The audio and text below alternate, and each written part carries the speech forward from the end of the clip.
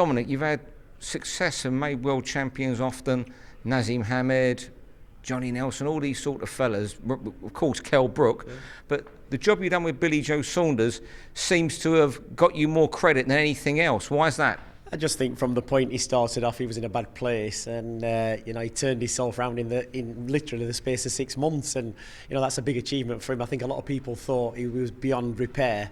And we'd seen the best days of him after beating Eubank and winning the world title off Andy Lee. So I think that's why people are raving about it. Fair play to him. The thing is now we've got to keep that momentum going and not let him rest on his laurels and think he's hit the jackpot already. We're still looking for that fight with either Canelo or Golovkin. After the Lemieux fight, you gave him a month off. Were you surprised when he walked back in the gym in such good shape? No, he knows what he's got to do now. He's making it a lot easier. Like I said to him, if you want to make it difficult for yourself, Bill, do what you want. But as soon as you step back in that gym, it's going to be hard work. And he's kept to his promise and he's kept on it. So I'm looking forward to 2018 because it's going to be a good year for Billy Joe Saunders if he can get 2 or 3 fights out. You're a bit, you're almost like a poker player. You don't know what you're thinking, and you don't go looking for plaudits, but does it give you personal satisfaction when you get praise? To be honest, I'm more pleased for Billy because there's nothing more frustrating, I've always said, and I think even my dad said this in the past, when you can recognise talent in somebody and they just don't achieve it, and it's just such a wasted talent.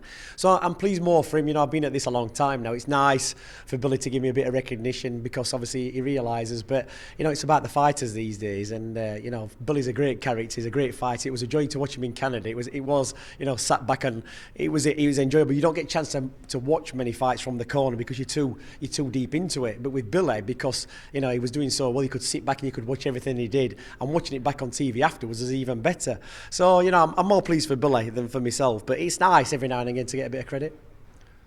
Was it as easy as you thought it could be in Canada? You know what, I said to Billy after the first 2 rounds, how the first 2 rounds are going to go. If you make the first 2 rounds go easy, all the fight's going to be easy. We'll be able to tell. Because for whatever you're doing round 1 and 2, I said, if you get away with it, you box his head off, because that'll be the pattern all the way through the fight. And obviously, after the first round, you see how relaxed Billy was, how he was putting his shots together after just round 1. I just thought he's in for an easy night's work, and he kept his mind on it. I think the only danger was that he could possibly lose focus a little bit, which he did. He got caught with a body shot, and then he switched himself back on again.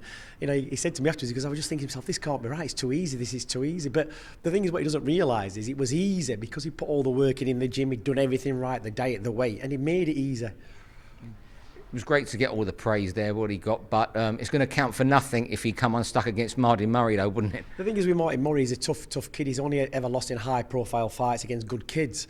And, Billy, at this moment in time, probably thinks he can walk on water, which you can't. You're only ever as good as your last fight.